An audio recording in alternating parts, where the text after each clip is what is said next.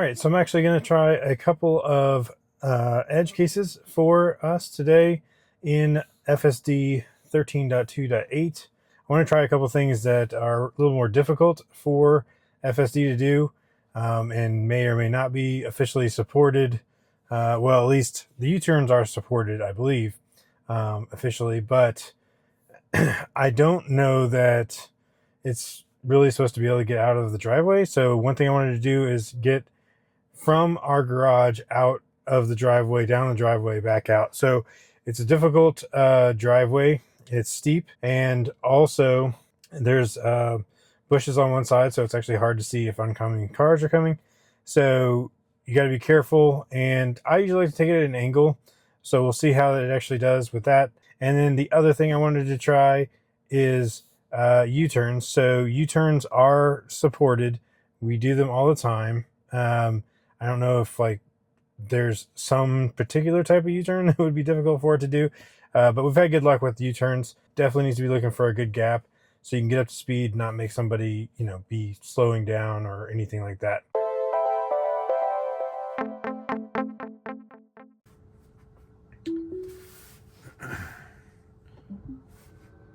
So it's going to go forward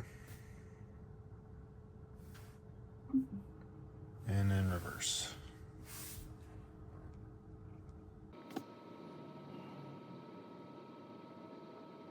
Okay. So that would be a fail. It is in reverse. Go ahead and tap the accelerator a little bit.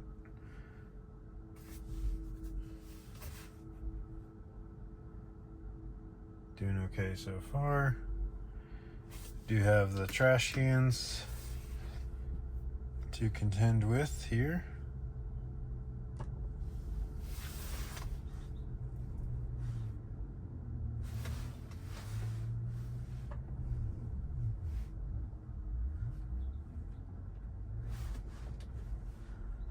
All right, it's actually backing out the correct direction.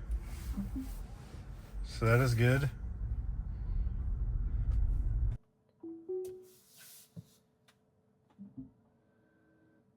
Seems to always start with going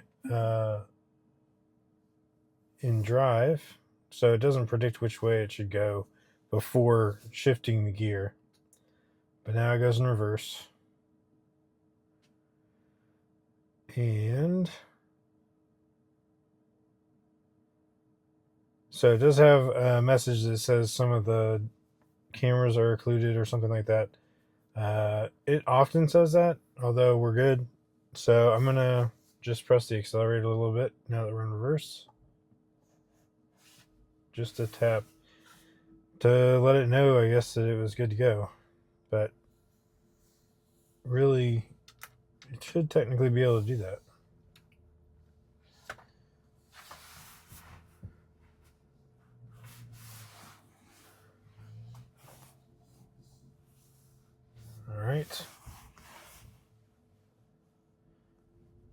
All right, so once you get it started, it does seem to actually go, but I mean, I don't really understand why you have to tap it to get it to start.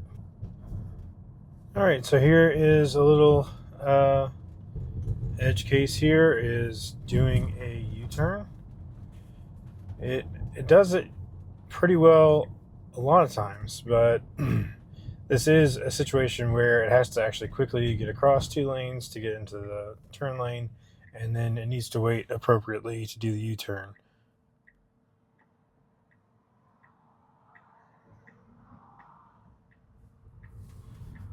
All right, so handled that well. Gets right over in the turn lane, so that's good.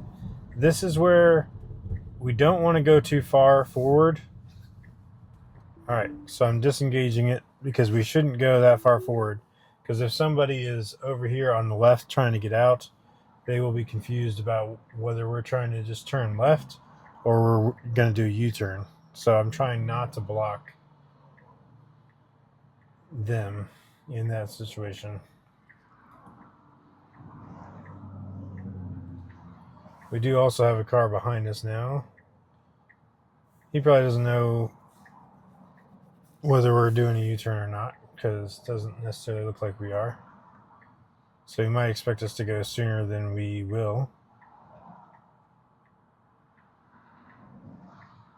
All right, now this is a good gap, and we should go. All right, it's going, and does it well. So that was good. As far as actually completing the U-turn, it does a good job. It seems to wait for appropriate gaps. However, it in that particular location, you don't want to go too far forward because you're blocking the intersection for the people that might be able to just turn left. So I don't like to do that. All right, another U-turn here. Should be an easy one. We got plenty of space, actually an extra turn lane that we can kind of take it wider than normal. This is a better place for it to wait. It's further back than I felt like it did on the other U-turn. So we're not blocking people that want to turn left out of this neighborhood here.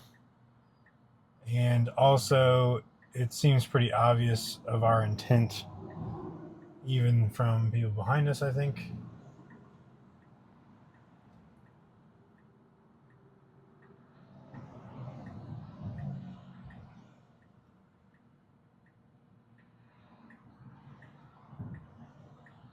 All right, and here is our gap. There you go. Comfortable. Other people won't have to slow down at all. So, very good. Yeah, so seems to be able to do U-turns pretty well. Just depends on which one we're doing, whether it's, I guess, a comfortable place for it to stop and do that U-turn. All right, so both tests trying to get out of the driveway, I had to actually press the accelerator in order to get it to go. It did indicate that it was going to go. Also, it initially put it in drive each time, which is strange because you would think that it could clearly tell by the fact that we're in a garage that we don't want to go forward. So kind of weird, especially, you know, when they're getting rid of the stalks, and you could just like, it's supposed to be able to just predict whether it's going to need to go in reverse or drive. And both times it decides it's going to go drive first, and then it figures it out and it gets in reverse. But then it hesitated and had to press the accelerator. However, it did back out the driveway cleanly, and it felt safely. It waited down at the end of the driveway. And I know with the cross traffic alert that it does see cars that are coming. So I feel a little bit more comfortable knowing that it does work when we have the cross traffic alert on. It does warn me, so that's good. Obviously, I was also looking. It doesn't angle it such that it's easy to see, but it does a good job regardless. It just would be, I would prefer to angle out the driveway instead of just kind of basically go completely straight down and then turn. As far as the U-turns, the only complaint I have about the U-turns is we did two. I did disengage the first one just because I don't like how far up it actually goes in that intersection and kind of blocks that neighborhood and people turning left out of there. And it also confuses them about what our intent is. So it's hard to turn left out of that neighborhood, I know. So I definitely don't like to block that intersection at all, and I want to keep it open. So that's really the only reason I disengaged there. But technically, I'm sure it could have done it perfectly fine from, you know, the 20 feet or so further up in the intersection that it was, versus just where I would have preferred to do it and stay further back. So it's not that it couldn't have done it without me, but definitely not where I would prefer to be, just from basically a courtesy standpoint. But anyway, that's it. Just a couple different kind of edge cases or harder scenarios for FSD. And, you know, if you think of any others that you'd like me to test, let me know. Thanks so much for watching, and we'll see you in the next one.